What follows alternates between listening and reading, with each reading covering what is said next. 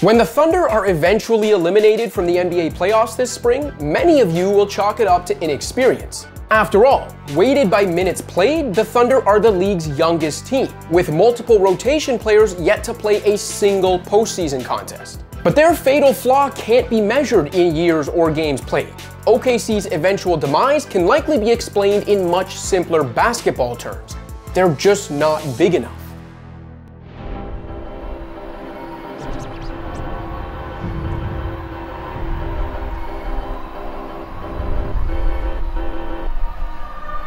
You won't find a bigger believer in the young Thunder than me. Remember, we told you a year ago that Oklahoma City would be legit contenders in 2024. And earlier this season, we explained how Chet Holmgren was tying everything together for what's now a first-place squad. They have almost double the number of wins as the league's second and third youngest teams combined. And the future appears even brighter today than it did when this season tipped off. But let's face it, the Thunder will more than likely fall short of a championship this spring.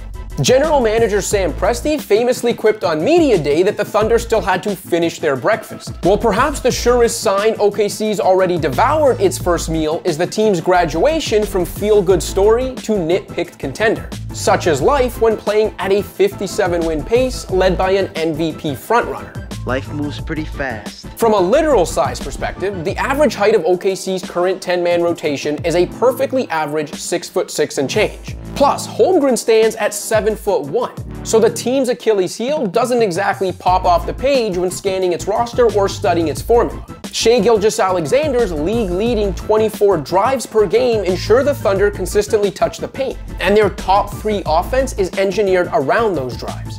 Jalen Williams is already a hyper-efficient 3-level scorer. OKC gets to and converts from the rim at fairly average rates, and Holmgren has mostly completed the puzzle on both ends. The big man has proven capable of spacing the floor and protecting the rim, while providing a team that often relied on small screening actions with a more traditional screening option. But after Chet, the next tallest players in head coach Mark Daigneault's postseason rotation will likely be 6'9" Jalen Williams and a 6'8" oversized guard in Josh Giddey. Plus, for all the mismatch power that Holmgren's lanky, rangy game provides, the wiry 21-year-old is liable to be pushed around by the league's behemoths. The Thunder's lack of size was most glaring during a recent back-to-back in Phoenix and Los Angeles. First, Suns center Jusuf Nurkic pulled down 31 rebounds, a franchise record for a team that once employed prime Charles Barkley. 24 hours later, OKC had no answer for Anthony Davis. The ease with which AD went about his business against Holmgren and company, saying more than 24 points and 12 rebounds ever could. What are you doing? Well, I'm dominating. The Thunder's lack of heft manifests itself most obviously on the glass, where an otherwise stout defense bleeds second chance opportunities. OKC's 29th ranked defensive rebound rate is sandwiched between the rates of Portland and Washington. Of the league's 14 worst rebounding teams overall, the Thunder and Pacers are the only ones currently occupying top 6 seeds.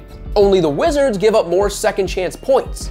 With Holmgren anchoring things, OKC keeps teams out of the paint and holds opponents to the lowest field goal percentage at the rim, resulting in a top 5 defense that appears playoff-proof on the surface. But the postseason is where flaws are mercilessly exposed and exploited. Since the NBA expanded to 30 teams 20 years ago, the only squads that won championships with bottom 10 defensive rebound rates were the 2013 Heat and the KD-led Warriors, some of the most talented teams ever assembled. Not to mention, between all the extra shots allowed off rebounds and a defensive scheme that surrenders three-point attempts, the expected effective field goal percentage of Thunder opponents actually pegs OKC as the 21st ranked defense, according to Cleaning the Glass. It's a recipe for disappointment. So which West playoff teams are best equipped to exploit the Thunder's most apparent flaw? Well, almost all of them. With 2 7-footers and a propensity for taking and making three-pointers from the corners, the healthy Timberwolves would fit the bill, as the Thunder give up the highest frequency of corner threes. With Nurkic in the middle and shooters all around him, the Suns are an obvious threat. Ditto for the defending champion Nuggets, who boast the 6th highest offensive rebound rate and feature reigning Finals MVP Nikola Jokic at center. Domantas Sabonis, the league's leading rebounder for a second straight year, can change a game for the trigger-happy Kings.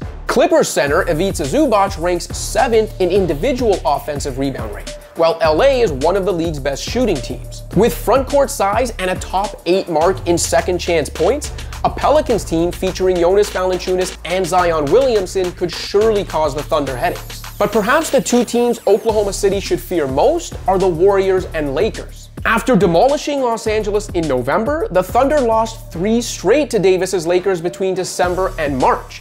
No team has beaten OKC as often this season.